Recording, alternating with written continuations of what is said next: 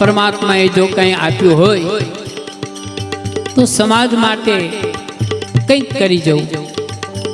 ઈશ્વરે જો કંઈ આપ્યું હોય અને જો આ સમાજને ઉપયોગી નથી થયા તો આ સમાજ જીવતા તો શું, મર્યા પછી નોંધ નહીં લે, અને નોંધ લેશે તો એ કેવી લેશે?